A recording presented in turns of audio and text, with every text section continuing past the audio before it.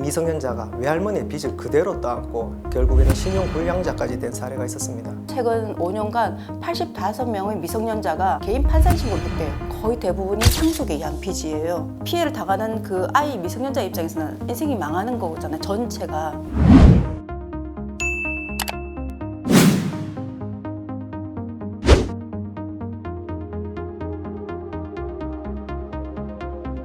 친할머니 손에서 자란 사람이 있었습니다. 근데 그 사람이 고등학생이 될 무렵에 느닷없이 외할머니의 빚을 갚으라는 채권자들의 빚독촉을 받게 됩니다. 알고 보니 외할머니가 사망을 하고 어머니가 상속권자인데 어머니가 상속 포기를 한 것입니다. 그러니까 이 외손자가 상속권자가 되어버린 겁니다. 친할머니가 따로 3개월 이내에 별다른 법적 조치를 하지 못해서 단순 승인을 한 것으로 간주되어 버리고 그 결과 이 미성년자가 외할머니의 빚을 그대로 떠안고 결국에는 신용불량자까지 된 사례가 있었습니다. 개인 파산이나 그런 절차를 거칠 수는 있겠죠. 그렇지만 미성년자의 앞으로 그 성인에 대해서 경제생활에 많은 지장이 있는 것은 부인할 수 없죠.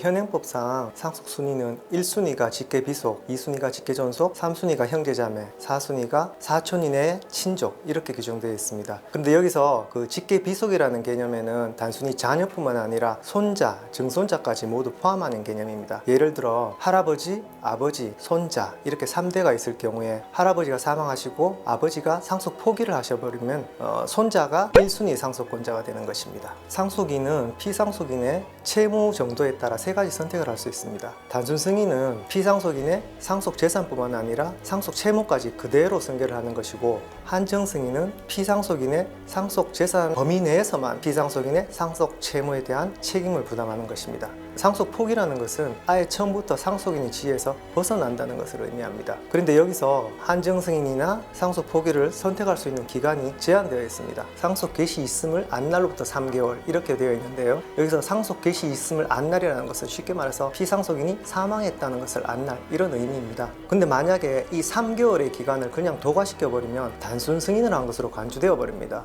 여기서 이제 미성년자의 경우가 문제가 될 수 있는데요. 미성년자는 법률 행위를 독자적으로 유효하게 할 수 없고 법정 대리인을 통해서만 할 수 있습니다. 한정 승인이나 상속 포기도 엄연히 법률 행위라서 미성년자가 한정 승인이나 상속 포기를 하려면 법정 대리인의 도움을 받아야 되는데, 또 피상속인의 상속 재산을 조회할 때 안심 상속 원스톱 서비스라는 게 있습니다. 이런 것을 할 때도 만약에 상속인이 14세 미만의 미성년자이면 법정 대리인만이 신청을 할 수 있습니다. 이렇게 된 상황에서 법정 대리인이 아무런 조치를 취하지 않고 3개월을 그냥 도과시켜버리면 미성년자가 단순 승인을 한 것으로 간주되고 부모나 조부모의 빚을 그대로 따게 되는 문제점이 발생하는 것입니다. 어머니가 아버지랑 연락을 안 된 상태라 하더라도 그 미성년자 아이의 보호자는, 법적 보호자는 어머니예요. 그래서 어머니가 이제 법적 보호자라는 걸 포기를 하셔야 돼요. 그리고 그 아이는, 미성년자는 직접 내가 상속을 포기하겠다라고 할 수도 없어요. 본인이 본인을 인정할 수가 없어요.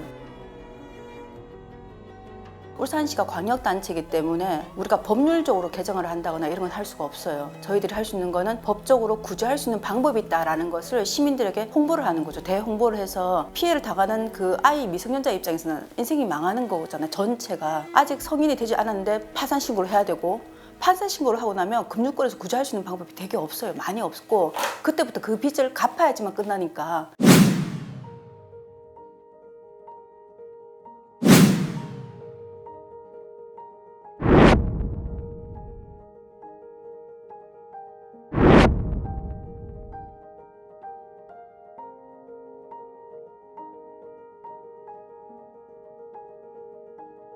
미성년자가 성인이 된 후에 상속 채무가 상속 재산보다 많다는 것을 알게 되면 그때로부터 6개월 이내, 또는 미성년자가 미성년일 때 이미 상속 채무가 상속 재산보다 많다는 것을 알았을 때는 성인이 되고 난 이후에 6개월 이내에 한정 승인을 할 수 있다는 그런 내용입니다. 개정법은 상속 개시가 개정법 시행 전에 발생한 경우에도 마찬가지로 적용이 되도록 하고 있습니다. 입법 예고 기간 동안 국민들의 충분한 의견 수렴을 거친 후에 최종안이 확정되고 국무회의의 심의 의결을 거치고 최종적으로 국회의 의결을 거치게 됩니다. 미성년자의 상속 선택권 문제는 이번 대선 기간 동안 더불어민주당 이재명 후보의 대선 공약이기도 했고, 현재 국회에서 더불어민주당이 다수 의석을 차지하고 있기 때문에 통과에는 별 무리가 없을 것으로 보입니다. 물론 완벽한 법은 없기 때문에 개정법 시행으로 미성년자들이 완전히 100% 보호할 수 있게 되었다 그렇게는 볼 수 없겠지만 적어도 현행법 하에서보다는 한층 더 미성년자를 보호할 수 있게 되었다는 점은 부정할 수 없겠죠.